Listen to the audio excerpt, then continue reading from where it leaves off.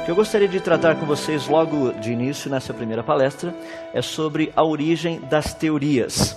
Quando nós tratamos da questão das teorias científicas, nós temos algo muito interessante, que é como, afinal de contas, essas ideias surgem.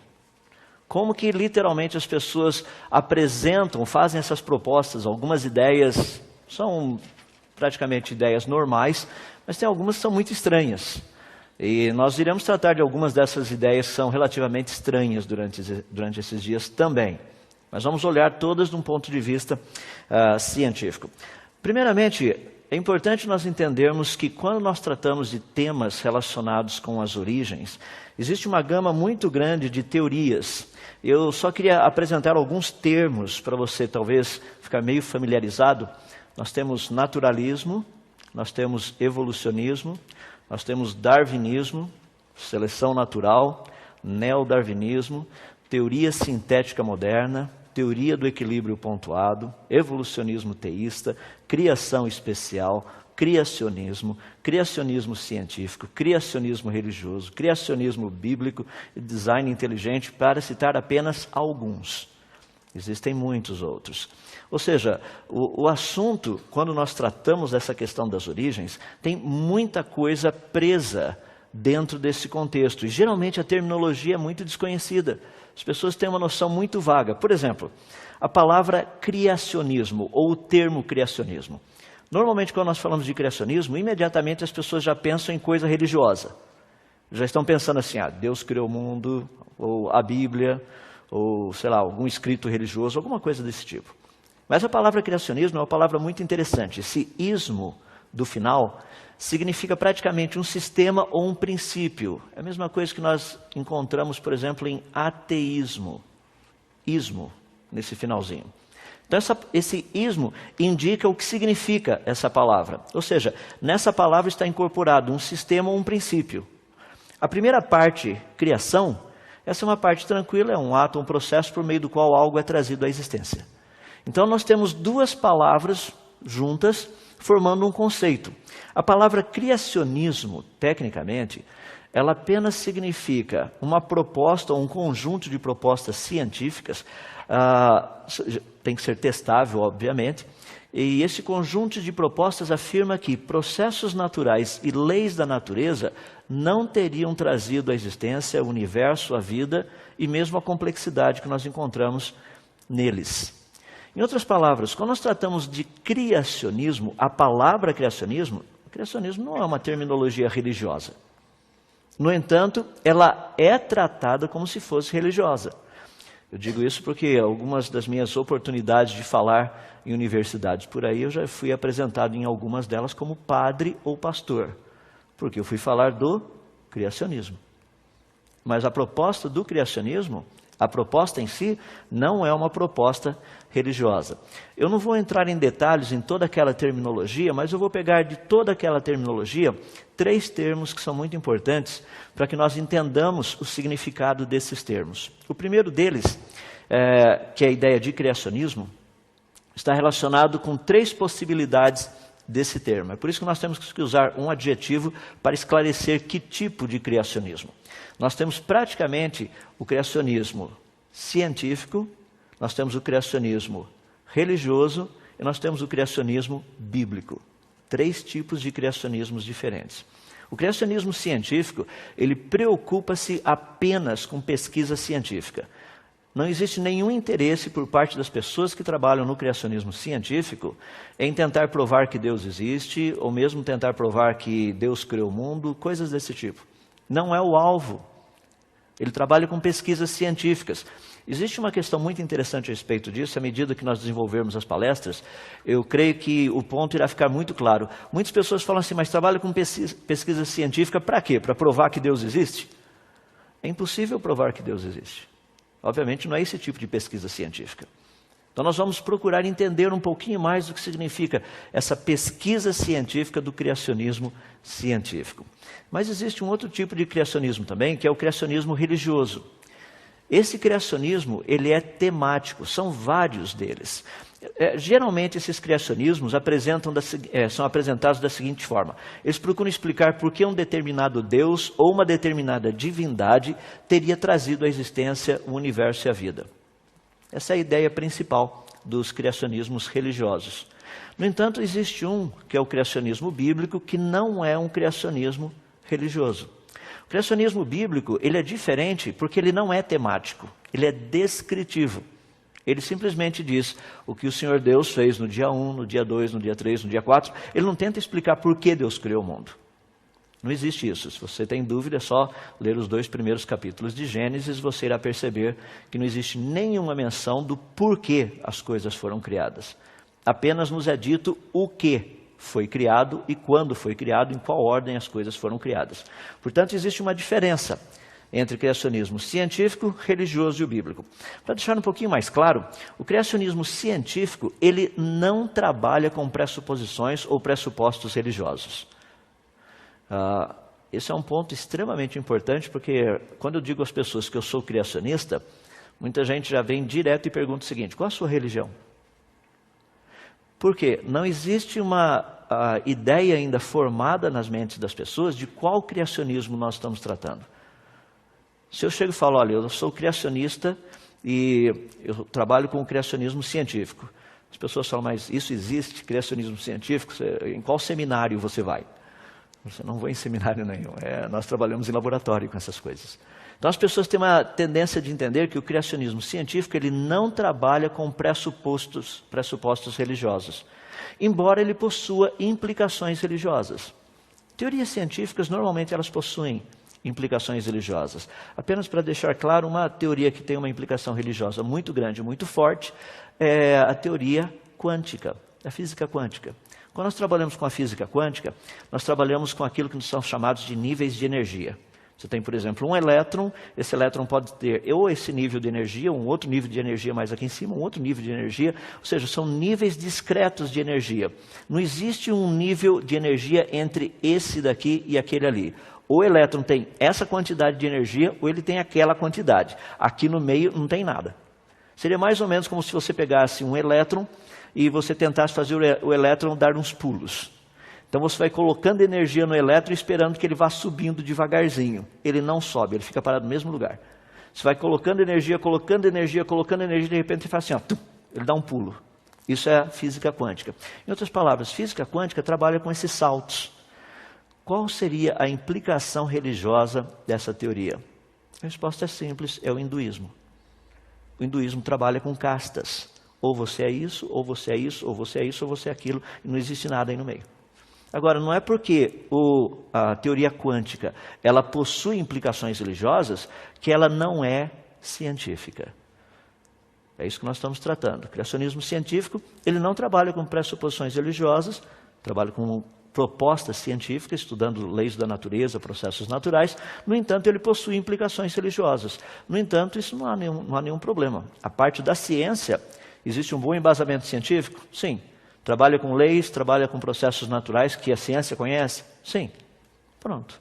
As implicações religiosas, não é papel da ciência ficar estudando esse tipo de coisa. Já o criacionismo religiosos, e eu posso afirmar que eles não possuem implicações científicas. Porque eles tentam explicar por que uma determinada divindade criou o mundo, teria criado o ser humano, teria criado a vida e coisas desse jeito. É o tipo de coisa que não é testável. Então os criacionismos religiosos, eles trabalham com pressupostos religiosos, mas não possuem implicações científicas. Já o criacionismo bíblico, ele trabalha com pressupostos religiosos. A existência de Deus, que Deus criou o mundo. A questão da diferença do criacionismo bíblico para o criacionismo religioso é que o criacionismo bíblico, ele possui implicações científicas reais. As pessoas têm um pouco de dificuldade de entender essa parte. Falam assim, não, mas não é possível provar que Deus criou o mundo. Eu falei, exatamente, foi o que eu disse na primeira parte. Ele trabalha com pressupostos religiosos. Não, mas ele possui implicações científicas reais? Claro que sim. Você pega, por exemplo, no relato bíblico, no terceiro dia, ali nos é dito que Deus diz o seguinte, ajuntem-se as águas num só lugar e apareça a porção seca. Observe que é singular, não é plural. não são as porções secas. Se fosse as porções secas, você teria vários continentes. Como a Bíblia usa o singular, a porção seca, ela está se referindo a um único continente. Em outras palavras, quando esse planeta foi criado, segundo a Bíblia, ele tinha um único continente. Eu não preciso perguntar para você qual é o nome do continente, porque eu creio que você já estudou isso em ciências. Ou seja, a proposta bíblica, ou seja, o criacionismo bíblico, ele possui implicações científicas reais. Seria possível provar cientificamente que o Deus da Bíblia criou o mundo? Não. Mas todas as afirmações que a Bíblia faz nesse sentido, elas têm implicações científicas, são reais. Portanto, o criacionismo científico, ele baseia-se apenas em evidências lógicas, leis e testes científicos. Já o criacionismo religioso não está relacionado com a ciência. O próprio nome diz, religioso. Mas o criacionismo bíblico, ele não deve ser contra evidências lógicas, a lógica, leis e testes científicos. Então é só para você ter uma noção do quanto existe por trás da terminologia. Imagina se nós fôssemos tratar de cada uma delas ali, eu precisaria praticamente de uma conferência só para tratar dos termos, da terminologia. É por isso que nós estaremos focando num tema, num aspecto específico, no caso do criacionismo científico. É muito importante que nós pensamos a respeito disso, porque o criacionismo científico, ele oferece uma proposta científica e histórica, no que diz respeito às origens. E essa proposta, não somente ela é científica, histórica, mas ela também é relevante. Ou seja, existe uma estrutura. Existe uma estrutura de pensamento, uma estrutura de raciocínio, que é o que nós estaremos estudando durante essa conferência. Agora, afirmar que o criacionismo científico é religião, isso demonstra falta de conhecimento. Então nós precisamos entender um pouquinho mais a respeito disso. Dito essas coisas, vamos parar de pensar um pouquinho a respeito das teorias relacionadas com as origens. Eu não sei quantos de vocês já pararam para pensar, mas, afinal de contas, como tudo começou? Aqui estamos nós, nesse tempo, nesse ano, e atrás, lá atrás. O que aconteceu? Há quanto tempo atrás? Como que as coisas começaram? Qual foi o início de todas as coisas? Quando nós tratamos dessas questões das origens, vocês vão perceber que essas propostas não são propostas novas. Lá na Grécia Antiga, cerca de mais ou menos uns 600 anos antes de Cristo, já haviam discussões acaloradas a respeito dessas duas tendências principais. Tendências que nós chamamos de cosmovisão. Okay? Então, a cosmovisão criacionista e a cosmovisão naturalista. Havia um grupo de pensadores gregos que acreditava que o mundo e a vida teriam surgido espontaneamente. Já havia um outro grupo de pensadores gregos que diziam, não, o universo e a vida não surgiram espontaneamente. Isso daí só pode ter sido criado. Desses dois grupos, é muito interessante você notar alguns dos elementos, ou seja, alguns dos filósofos que participaram dessa discussão. Obviamente, nós estamos falando de séculos, mas a discussão era uma discussão extremamente pertinente. Por exemplo, nós temos Tales de Mileto, que foi um grande filósofo grego. Ele viveu cerca de mais ou menos 600 anos antes de Cristo. E o impressionante é que a frase que ele cunhou é usada até hoje dentro da ciência. Tales de Mileto fez a seguinte proposta, que o mundo teria evoluído da água por meio de processos naturais. Essa não é uma proposta que foi apresentada um pouco mais de 150 anos atrás por Charles Darwin. Essa não é uma proposta do século XX. Essa é uma proposta que tem pelo menos 2.600 anos. Um outro, Empédocles de Agrigento, foi ele quem fez a seguinte proposta: sobrevive o que estiver melhor capacitado. Isso não é proposta que foi feita há 150 anos atrás, que Darwin propôs. Ou que talvez Malpertuis, aproximadamente cerca de uns 300, quase 400 anos atrás, teria proposto. Não, isso daí são propostas de 2.400, 2.500 anos atrás.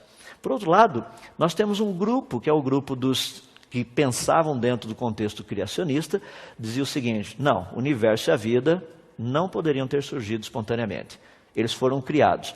E lembra que a discussão era uma discussão filosófica, não era uma discussão religiosa. Era filosófica. Dentro desses, um deles que acreditava no processo de criação do universo da vida, nós encontramos Platão. Da onde Platão tirou essa ideia de que o universo e a vida teriam sido criados? Ele disse algo muito interessante. Ele disse que as leis da natureza demonstram uma criação racional. Existe uma lógica muito forte por trás disso que eu gostaria de tentar mostrar para você como funciona. Deixe-me dar um exemplo bem simples. Você está dirigindo o seu carro. Se você virar a direção para o lado direito, o seu carro irá virar para que lado? O lado direito. Por quê? Porque existem leis que regem todo esse mecanismo de direção, forças e etc, coisa e tal, que quando você vira a direção para a direita, o carro irá virar para a direita. Pergunta, o que teria vindo primeiro, as leis ou o carro? A resposta é óbvia, as leis vieram primeiro. O carro foi feito baseado nas leis. Ou seja, o carro não seria a fonte das leis. Esse era o raciocínio de Platão. As leis teriam que existir antes da natureza. A natureza foi criada baseada em leis. É por isso que ela funciona. A natureza não poderia ser a causa da existência das leis. Então nós estamos tratando de uma argumentação muito interessante, outra vez, uns 2.400 anos atrás aproximadamente. Aristóteles também dizia que o universo foi criado segundo um plano racional. Ao olhar ao redor, ele percebia que as coisas encaixavam-se muito bem. E coisas que se encaixam muito bem é porque elas foram criadas. Deixa eu dar um exemplo simples que você poderá entender o raciocínio que Aristóteles teve. Eu vou colocar em termos atuais. Obviamente naquela época eles não tinham parafuso, não como nós temos hoje, tinham umas coisas semelhantes a parafusos naquela época. Mas imagina que eu pedisse a você para consertar um determinado que está quebrado e tem um parafuso e uma porca que você precisaria para colocar ali. Eu lhe desse uma caixa de ferramentas cheias de parafusos e porcas dos mais diferentes tamanhos e, sei lá, dimensões. Eu pedisse para você pegar qualquer duas delas e tentar colocar e arrumar o negócio. Se você pegasse apenas um parafuso e uma porca, sem ter certeza que os dois se encaixam, a coisa funcionaria? Agora, por que uma porca teria exatamente o mesmo diâmetro e a mesma rosca do parafuso? É porque ela foi planejada. Foi esse tipo de raciocínio que Aristóteles teve ao olhar a natureza e contemplar essa sincronia que existe na natureza. Ele chegou a essa conclusão dizendo, o universo só pode ter sido criado. Agora, por que os gregos possuem essas duas áreas de trabalho, o naturalismo e o criacionismo? Porque, no fundo, a filosofia grega, eu estou usando Leucipo, praticamente ele viveu no século V a.C., ele dizia o seguinte, nada acontece casualmente, existe uma razão necessária para tudo. Então os gregos estavam querendo achar qual era a razão primeira da existência de todas as coisas. No fundo eles estavam fazendo a mesma pergunta que nós nos fazemos. Como tudo começou? Como tudo isso teria vindo à existência? Então o que nós temos aqui é uma questão muito interessante de praticamente, pelo menos uns 2.400, 2.500 anos aí de propostas. Gostaria de apenas colocar algo para você pensar. Os naturalistas gregos ou os criacionistas gregos, qual desses dois grupos tinha razão? É muito interessante porque as pessoas chegam e falam assim, não, agora com toda a ciência que nós temos, fica fácil dizer qual dos dois tinha razão. E é por isso que é extremamente importante a gente trabalhar dentro desse congresso que nós estamos fazendo, para você entender e conhecer um pouquinho mais quem ou qual desses dois grupos estava correto. Dentro do contexto do criacionismo histórico, muitas pessoas tem uma perspectiva um tanto quanto que equivocada dos cientistas criacionistas do passado. Eu até costumo, de vez em quando, nas palestras que eu dou em algumas universidades, fazer a pergunta, para vocês, alguém poderia citar um nome de um criacionista que você conhece? Um criacionista que tenha sido um grande cientista do passado? E tem algumas pessoas que ficam assim pensando e não vem praticamente ninguém à mente. Para os cristãos, vêm nomes bíblicos. Mas eu não estou falando de nomes da Bíblia, estou falando de pessoas do passado, talvez um passado não tão remoto, esses últimos 400, 300, 400 anos, pessoas que estavam envolvidos com a área da ciência e que tinha um posicionamento criacionista. Deixe-me citar apenas alguns nomes para você entender. Nós temos, por exemplo, Francis Bacon. Francis Bacon foi praticamente quem inventou o chamado método científico que é utilizado até hoje. Bacon era criacionista e a razão dele ter criado o método científico era para separar, para poder distinguir aquilo que é real daquilo que é mito. Então ele criou toda uma estrutura de pensamento e raciocínio dentro desse contexto. E é interessante porque Francis Bacon, num dos seus escritos, ele disse o seguinte: eu prefiro crer que todos os livros que tratam de lendas são verdadeiros, ou que essas lendas seriam verdadeiras, do que aceitar que o universo e a vida teriam sido frutos do acaso. Bacon deixou escrito isso como parte do seu posicionamento oficial. Ele era criacionista. A lista seria uma lista bem grande, estou apenas colocando alguns deles. Você pode ver aí Galileu Galilei, Johannes Kepler, que foi o pai da astronomia, Blaise Pascal, inventor do primeiro, digamos assim, computador ou máquina de calcular. William Pitt, que trabalhou muito na área de estatística e economia. Você tem Robert Boyle na parte de química e dinâmica dos gases. Nós temos Isaac Newton, bem conhecido, toda a parte de física clássica e também cálculo diferencial. John Flamsteed, fundador do Observatório de Greenwich, aqueles que ainda marcam as horas do jeito certo, aqui tantas horas, para lá tantas horas, para cá tantas horas. Se você for nos Estados Unidos, obviamente não vai ser o mesmo horário aqui. Se você pegar lá no Japão também não, tudo é relacionado com esse Observatório de Greenwich. Leonhard Euler, ou Euler, como é conhecido aqui no Brasil, o pai das funções, principalmente das funções transcendentais, beta e a gama. Carlos Linnaeus, que praticamente é o pai da taxonomia. As pessoas falam, não, mas Linnaeus era evolucionista. Não, ele não era evolucionista, ele era criacionista. Ele queria classificar os organismos de uma forma que facilitasse o estudo dos diferentes grupos. Linnaeus nunca propôs uma ordem evolutiva, era uma ordem classificatória. A ordem evolutiva veio depois, a proposta dele não era essa. Você tem William Herschel, que trabalhou muito com a parte de astronomia galáctica, que também foi quem descobriu o planeta Urano. Você tem James Parkinson, e pelo sobrenome você já sabe a área dele, medicina. John Kidd, com a parte de química sintética. Nós temos John Dalton, que foi um dos primeiros a propor a teoria atômica moderna, como nós a temos hoje. Humphrey Davy, trabalhando com a parte da termocinética. Michael Faraday, com eletricidade, principalmente eletromagnetismo, inventor do gerador elétrico.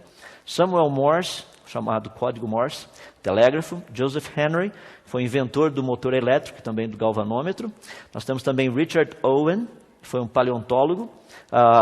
Interessante, o termo dinossauro foi criado por ele. Você tem também James Prescott Joule, termodinâmica. Você tem também James Clerk Maxwell, na parte de eletricidade e magnetismo. George Stokes, na parte mecânica dos fluidos. Gregor Mendel, na parte da genética. Louis Pasteur, na parte de bacteriologia e bioquímica. William Thomson, conhecido como Lord Kelvin, a parte de temperatura absoluta, que é bem conhecido. Bernard Riemann, da geometria não euclidiana, e a lista vai. Poderíamos citar muitos deles.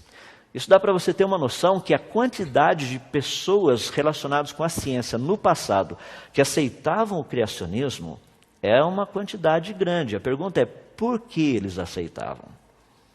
Se você disser que era por influência religiosa, sem dúvida você está errado. Eles aceitavam o posicionamento científico devido à evidência científica. Deixa eu dar um exemplo. Eu vou citar dois exemplos. Um dessa lista que eu dei e um da lista que não está nessa lista, mas alguém muito importante. William Thomson, Lord Kelvin, ele disse o seguinte: uma quantidade imensa de provas contundentes de design inteligente e benevolente encontra-se ao nosso redor. Existe uma quantidade imensa dessas provas. Ou seja, ele era criacionista, aceitava a ideia de que o universo e a vida teriam sido criados, que eles não eram frutos do acaso, por questões científicas. Existe um outro que inclusive recebeu um prêmio Nobel no ano de 1927, Dr. Arthur Compton. Aqueles que estudam física conhecem bastante o efeito Compton. Ele disse o seguinte: para mim, fé começa com a compreensão de que uma inteligência suprema trouxe o universo à existência e criou o homem. Pergunta, de onde ele tirou essa ideia? Ele continua, ele diz o seguinte: não é difícil para mim ter esta fé, pois um universo organizado e inteligente testifica a favor da maior afirmação jamais pronunciada no princípio Deus. Além de aceitar que o universo e a vida haviam sido criados, ele também aceitava que o Deus da Bíblia era o Criador de todas essas coisas. Para você ter uma noção geral de tudo isso daí, no ano de 1992, Dr. Henry Margnow, que foi professor por muitos anos da área de física especificamente, ele lançou um livro que eu achei fabuloso. O título do livro é Cosmos, Bios e Theos. É uma compilação. Dr. Margnow foi professor da Universidade de Yale por muitos anos e ele fez uma compilação do pensamento de pelo menos 60 cientistas do século passado, sendo que 24 deles haviam recebido um prêmio Nobel. Agora, a ideia toda do livro era justamente discutir esse questionamento. E é impressionante porque a ênfase que o livro todo dá, num certo sentido, você encontra nessa frase que é espetacular. Ele diz o seguinte: só uma resposta convincente para explicar a enorme complexidade e as leis do universo. Qual seria ela? Qual seria a resposta de 60 cientistas do século XX, 24 dos quais ganharam um prêmio Nobel, receberam um prêmio Nobel? Olha a resposta: a criação por um Deus onisciente e onipotente. Em outras palavras, quando nós tratamos dessa ideia de criacionismo, nós não estamos tratando de questões religiosas. Existe uma quantidade muito grande de evidência que nos leva nessa direção, nos auxilia a pensar desse jeito. Nós temos certas áreas que são áreas intuitivas. Eu, por exemplo, se eu lhe perguntasse, o meu óculos, ele foi criado ou ele surgiu espontaneamente? Eu creio que ninguém iria gastar os próximos 50 anos pesquisando se o meu óculos teria sido criado ou se ele teria surgido espontaneamente. Agora, por que você já quase que imediatamente, naturalmente, espontaneamente, intuitivamente, você diria, seu óculos foi criado? Por quê? É porque você não vê a natureza produzindo óculos. Você não sai por aí e encontra uma árvore de óculos. Você não sai por aí, vai na praia e você percebe lá um pouquinho de areia, esse pouquinho de areia fica lá, daqui a pouco cai um raio, esse pouquinho de areia vira, por exemplo, um pedaço de vidro, e esse pedaço de vidro, à medida que a onda do mar vai e vem, vai polindo o vidro, vai dando formato no vidro, e daí por alguma razão misteriosa, ferro ali por perto derrete, ele forma certinho em volta do vidro, encaixa tudo direitinho, daí as perninhas por alguma razão vão... Ou seja, você entendeu o espírito da coisa?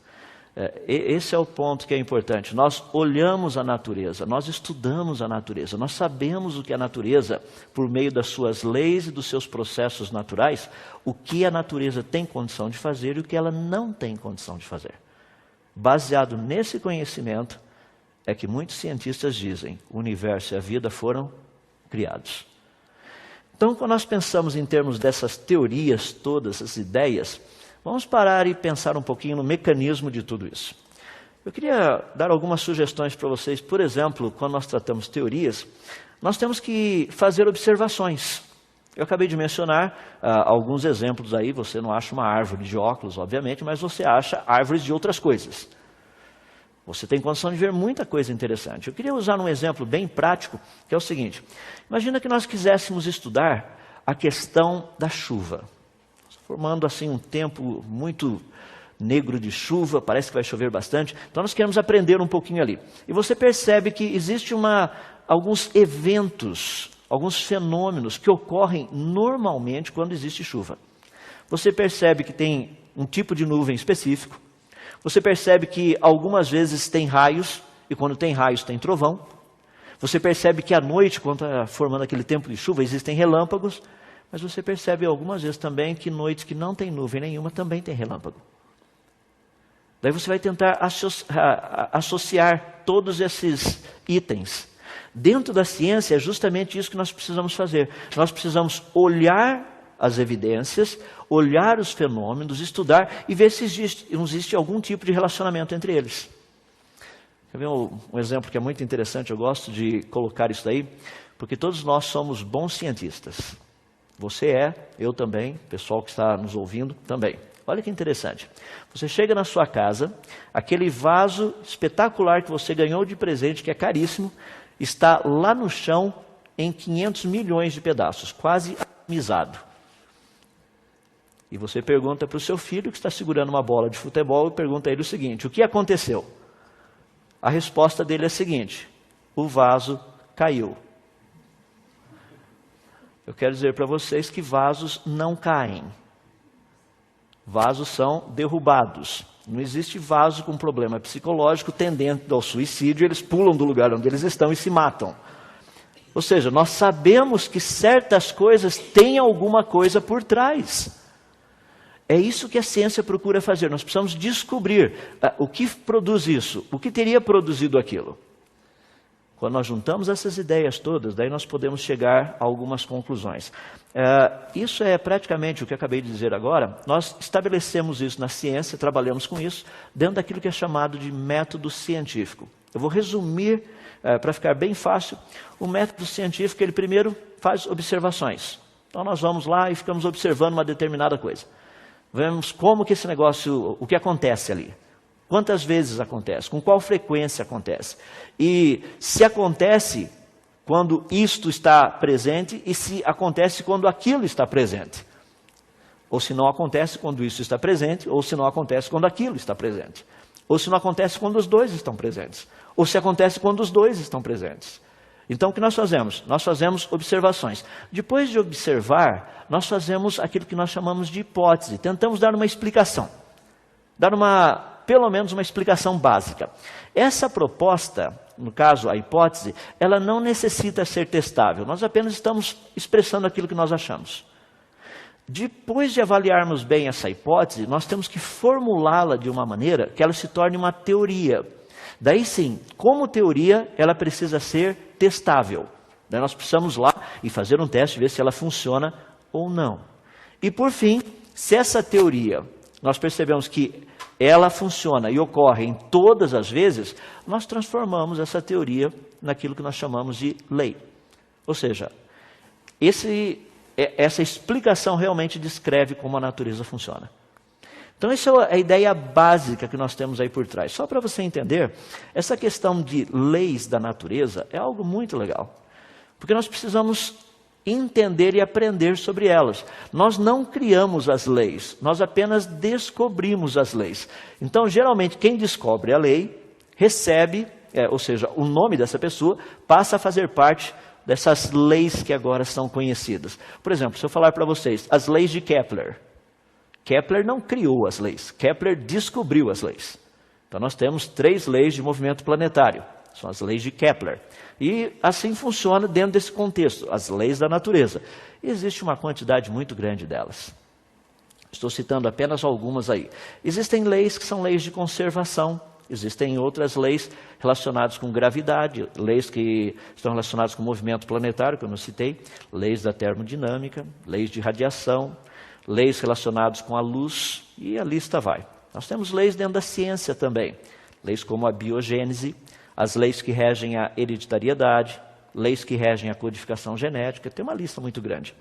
Um exemplo prático, aí nós temos na física a ideia de leis das cargas elétricas. Cargas elétricas com o mesmo sinal, positivo, positivo ou negativo, negativo, elas se repelem. Cargas elétricas com sinais opostos se atraem. Não fomos nós que determinamos isso. Nós apenas descobrimos que é assim que a natureza funciona. É uma lei. Quando nós trabalhamos na química, a lei do equilíbrio químico. Você percebe que certas misturas, quando nós colocamos juntas ali, por exemplo, aí você está vendo o cloreto de cobalto, que muitos professores de química gostam de fazer, porque os alunos ficam, uau, muda de cor. Você coloca um negocinho lá, de repente tem uma cor, daí ele vira outra cor. Por quê? Um equilíbrio químico. É espetacular. Funciona, funciona. Não fomos nós que determinamos essa lei, nós apenas descobrimos que é assim que a natureza funciona. Quando nós pegamos o exemplo que eu dei para vocês, as leis de Kepler, relacionadas com o movimento dos planetas, a órbita dos planetas em volta de um corpo celeste não é uma órbita circular, é uma órbita elíptica. Não fomos nós que criamos essa lei ou essas leis, não, nós apenas as descobrimos. No caso da lei da biogênese, vida gera vida. Essa é uma lei que foi descoberta. Não fomos nós que criamos a lei. Então nós temos uma quantidade muito grande de leis, e a ciência trabalha com essas leis. Nós temos também uma quantidade muito grande de processos naturais. Ou seja, são os processos que a natureza usa para funcionar. Nós temos alguns, por exemplo, combustão, cristalização, centrifugação, eletrólise, oxidação, redução, fossilização, fermentação, e a lista vai. Todos esses processos nós não criamos, nós sabemos que eles existem na natureza, a natureza os utiliza. Em alguns casos nós aprendemos com a natureza e a gente faz igual. Por exemplo, a questão da combustão é algo muito interessante. Nós simplesmente usamos a ideia e agora nós temos condição de usar esse processo natural e aplicar até mesmo aos nossos foguetes. Nós temos, por exemplo, coisas que nós procuramos evitar, que é a oxidação. Essa é uma área que eu trabalho, dentro da área de anticorrosão. Ou seja, você deixa coisas, a tendência normal é delas começarem a enferrujar-se. Nós temos na área da geologia, por exemplo, a questão da erosão. É um processo natural. Dentro da biologia, nós temos, por exemplo, fotossíntese. Ou seja, existem muitos processos naturais, muitas leis da natureza. Como que tudo isso pode ser utilizado, portanto, pela ciência? Quando nós olhamos lá no passado, nós não temos condição de saber como que as coisas foram criadas, mas nós temos as leis da natureza e os processos naturais. Ao estudarmos as leis da natureza e os processos naturais, nós podemos ter uma boa ideia do que teria acontecido ou do que não teria acontecido. Do que seria possível e do que não seria possível. Então, essa é a ideia principal no estudo das origens. Em última análise, o que nós temos que fazer, que é um processo muito importante, quando nós trabalhamos com teorias científicas, é procurar desenvolver um mecanismo que nós pudéssemos literalmente testá-las. Por exemplo, qual seria a diferença entre uma teoria e um mito? Qual a diferença dos dois? Algumas pessoas dizem que se tomar manga com leite você morre. Isso é uma teoria ou é um mito? Seria possível testar? Nós podemos pedir para o pessoal depois preparar, quando você chegar na sua casa, você faz um copo de manga com leite e testa. E nós podemos ver o que acontece. Tenho certeza que você está plugado na internet para a gente poder ver o que vai acontecer depois disso. Ou seja, qual seria a diferença, portanto, entre uma teoria e um mito? Isso é muito fácil de ser resolvido na ciência. É muito fácil. Teorias, de uma forma bem reta e direta, elas trabalham num sistema a posteriori, ou seja, depois de examinarmos as evidências. Você tem um grupo muito grande de evidências, você examina essas evidências, daí você faz uma teoria. Mito trabalha de um outro jeito. Mito trabalha a priori. Antes das evidências aparecerem, a gente já diz o que vai ser. Pare e pense a respeito dessas duas propostas, são propostas bem simples, bem retas e diretas.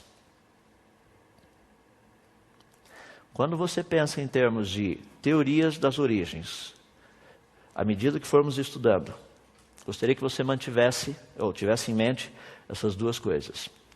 A posteriori, a priori. Evidências e falta de evidências. Processos naturais, leis da natureza e processos que ninguém sabe quais são. Então nós vamos estudar e pesquisar a respeito disso. Partindo para a questão de como juntar todo esse pacote. Afinal de contas, teorias são criadas, teorias são feitas. E quais são os elementos básicos dessas teorias? Tem 5 deles que eu procuro esclarecer para que ninguém tenha dúvida. Nós temos, no caso, o cientista, nós temos o raciocínio, temos a evidência, temos a questão das probabilidades relacionadas com a coisa acontecer ou não, e daí a ideia principal final, que é a questão, quando nós tratamos da teoria. O cientista, o primeiro, é um problema.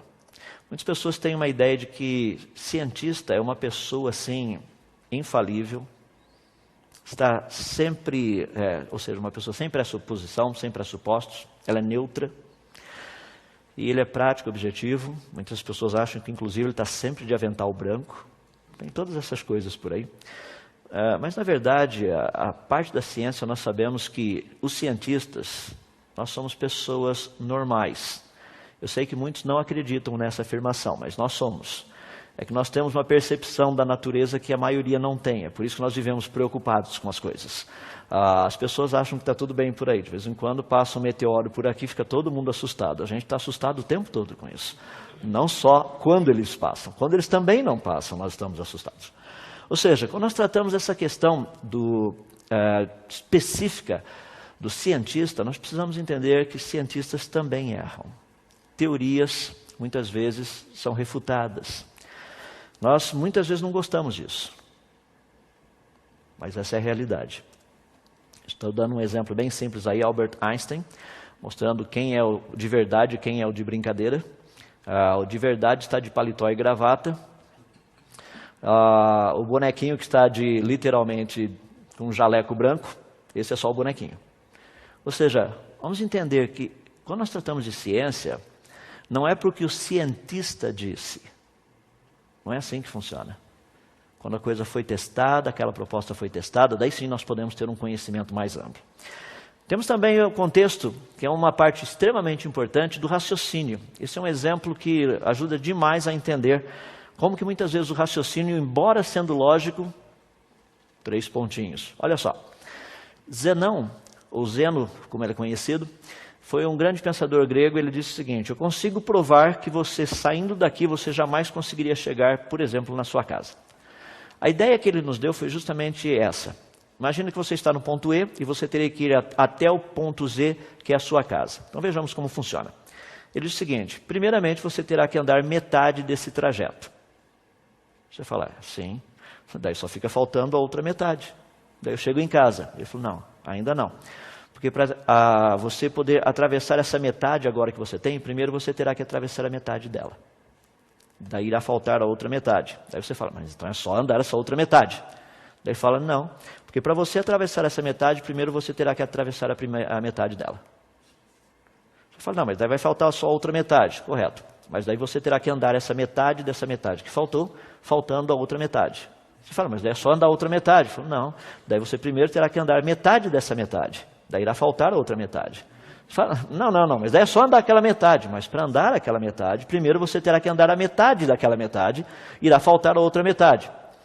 Você fala, mas daí é só andar aquela metadezinha. Mas para você andar aquela metadezinha, ainda você tem que andar a metadezinha da metadezinha daquela metadezinha. Vai faltar a outra metadezinha. Você fala assim, peraí, eu sempre vou ter que andar uma metade. A pergunta é, seria possível alguém chegar lá se sempre você teria uma metade ainda para ser andado? Independente de quão pequeno for. É o que eu brinco com as pessoas. Imagina que você está num edifício pegando fogo, você tem que saltar desse prédio para o outro. A distância é de 2,90 metros. E você consegue pular 2,89 metros. Eu acho que você não vai cair no outro prédio. Matematicamente eu posso dizer que nós vamos ouvir coisas fabulosas a teu respeito, tudo que você fez na sua vida e coisas assim. Em outras palavras, você teria que percorrer a distância toda para chegar lá. Quando as pessoas olham para esse paradoxo do Zeno, eles dizem o seguinte, rapaz, mas esse é um paradoxo extremamente interessante, porque ele é lógico. Correto. Esse é o ponto que eu gostaria de tratar. O fato dele ser lógico significa que ele está correto? Não. Nem todo raciocínio lógico está correto. O raciocínio é lógico, só não está correto. Tanto é que nós podemos usar a matemática e mostramos claramente. Aí você tem uma sequência muito interessante, você vai vendo como que funciona as metades, somando uma metade, mais outra metade, mais outra metade. Ou seja, dá para a gente resumir, isso daí é uma série geométrica infinita, ela é convergente. Se você gosta da teoria dos limites e trabalhar com limites, você pode fazer todos os cálculos, mostrando que uma somatória infinita de metades é o número 1, ou seja, é o completo. Essa é uma das áreas que eu gosto, matemática. Tem condição de você somar coisas absurdas por aí. Um número infinito. Como é que você soma um número infinito? É só pegar o primeiro e o último. Aí você fala, mas como que é o primeiro e o último? Por exemplo, entre o número 1 e o número 2 existe um número infinito de números. Mas é possível somar os dois. Se você não entendeu isso, não se preocupa.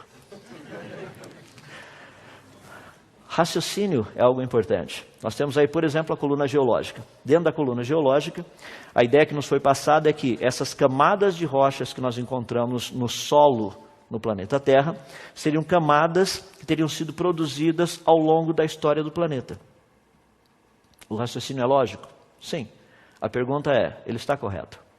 Então, quando nós olhamos um raciocínio como esse, nós percebemos que existem fósseis de troncos de árvores, são fósseis poliestratificados. Eles atravessam várias camadas dessa coluna geológica. Então, nós sabemos que, embora o raciocínio seja lógico, ele não está correto. Nós vamos trabalhar um pouco mais com isso lá na frente.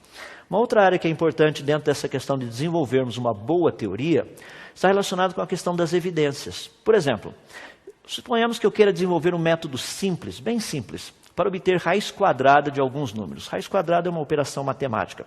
Mais especificamente, raiz quadrada de 4 algarismos. Se você esqueceu o que é raiz quadrada, é só achar um número que multiplicado por ele mesmo dá o valor daquele número que você quer achar a raiz quadrada. Vamos tornar a coisa simples. Raiz quadrada de 100. Que número multiplicado por ele mesmo dá 100? É o 10. 10 vezes 10 dá 100, portanto a raiz quadrada de 100 é 10. Essa é a ideia. Então vamos procurar achar uma metodologia que nos permita ter raiz quadrada, literalmente, de números de 4 algarismos, ou seja, que vão de 1000 até 9.999. Aí você tem um deles, 2025, raiz quadrada é 45. Deixa eu me dar uma dica de como fazer isso. Se você pegar 2025 e dividir bem no meio, você tem 20 e tem 25, se você somar os dois dá 45, que é exatamente o valor da raiz quadrada. Esse é um método espetacular. A gente trabalha com isso o tempo todo. Um outro exemplo disso, 3025. Raiz quadrada de 3025 é 55. Se você dividir de novo no meio, você tem 30 com 25, e 30 mais 25 dá 55, que é exatamente o valor da raiz quadrada. E se você acha que isso só funciona com 5, eu quero mostrar que funciona também com aquilo que não é 5. Raiz quadrada de 9.801 é 99. Se você dividir novamente no meio, você tem 98 mais 1 dá 99, perfeito. Ou seja, existem evidências. Eu poderia dizer para você o seguinte, está aí uma metodologia de você achar raiz quadrada de números que vão de 1000 até 9.999. E daí você sai feliz da vida daqui, fala assim, que bom, segunda-feira eu vou matar meu professor de matemática porque ele não me ensinou isso. O que ele me ensinou foi um pouquinho diferente dessas coisas. No entanto, se você fizer a sua pesquisa um pouquinho mais aprofundada, você vai descobrir, por exemplo, números como 1024, que a raiz quadrada é 32. Se você usar a metodologia e dividir bem ao meio, você tem 10 mais 24, que daria 34. Só que a raiz quadrada é 32. Você fala, puxa, mas deu perto. Estava indo tão bem. Raiz quadrada de 2500 é 50, só que 25, dividindo em duas partes. 25 mais 0 dá 25. Raiz quadrada de 5.929 é 77. Só que se você somar 59 com 29, dá 88 e não 77. E as pessoas chegam e falam assim, rapaz, o que aconteceu? Estava indo tão bem. A teoria deveria funcionar. A evidência era boa. O problema é que eu peguei apenas 3 números que eu ofereci a vocês, e são os únicos 3 números de 1000 até 9.999 que esse negocinho funciona. Ou seja, seria possível manipular a evidência? A resposta é sim, é possível manipular evidências. Então nós precisamos pegar o maior número de evidências possível. O maior número. Os 2 últimos pontos que eu gostaria de colocar para você pensar, um deles está relacionado com um aspecto muito importante, que é o que nós tratamos da teoria, a teoria do bolo de chocolate. Essa teoria é uma teoria muito interessante. Eu já tenho citado, creio que você já deve ter ouvido. A teoria seria a seguinte, você chega na sua casa hoje à noite e, adivinha o quê? Tem um bolo de chocolate esperando por você lá. Só que quando você saiu não tinha bolo de chocolate. Então como funciona? Primeira parte da teoria, uma teoria, iria sugerir que alguém que sabe fazer bolos de chocolate foi até a despensa, pegou os ingredientes e preparou um bolo de chocolate. Fez tudo certinho, ou seja, o bolo de chocolate foi produzido por uma mente inteligente. Uma segunda teoria, que é bem interessante também, diria o seguinte, que um caminhão de supermercado estava fazendo entrega, passando perto da sua casa, o teu vizinho lá, atravessou na frente do caminhão correndo para pegar a bola, e literalmente o motorista do caminhão, para não atropelá-lo, acionou os freios e adivinha o que aconteceu? O caminhão começou a capotar. Lá atrás desse caminhão que estava fazendo entregas para o supermercado, tinha sacos de farinha, sacos de açúcar, tinha latinhas de... todos esses negócios lá atrás. E começou a capotar e os sacos de farinha se abriram, as latinhas de Nescau também, latinhas de fermento também, os pacotinhos de leite romperam-se. Esse negócio todo foi acontecendo e lá atrás também tinha um tipo de um container pequenininho, que um pouco da farinha caiu ali dentro, um pouco do açúcar caiu ali dentro, um pouco do sal caiu ali dentro, um pouco do achocolatado caiu ali dentro, um pouco do, sei lá, do óleo caiu lá dentro também. E, por incrível que pareça, os ovos batiam lá em cima e caíam lá dentro também. Foi espetacular a coisa do que estava acontecendo lá atrás. E depois de um certo tempo, esse caminhão parou, pegou fogo. Foi um incêndio. Chamaram os bombeiros chegaram lá, apagaram todo o incêndio, e no meio dos escombros eles encontraram um bolo de chocolate. Como aconteceu em frente à sua casa, eles deixaram um bolo de chocolate lá na sua casa, para resolver o problema de tudo. Eu creio que com essa ilustração daria para você entender especificamente o que nós estamos tratando de criacionismo e evolucionismo. É bem fácil a gente perceber a diferença dos dois. O último ponto que eu deixei para vocês, que eu mencionei, está relacionado com a questão da probabilidade. Pergunta: qual a probabilidade de um caminhão capotando, mesmo tendo todos os ingredientes necessários para fazer um bolo de chocolate, fazer um bolo de chocolate? Essa é a parte que os matemáticos entram, estudam e procuram dizer o que seria possível e o que não seria possível. Então eu queria que você tenha uma noção aí do que nós estaremos estudando e trabalhando durante as próximas palestras. Muito obrigado.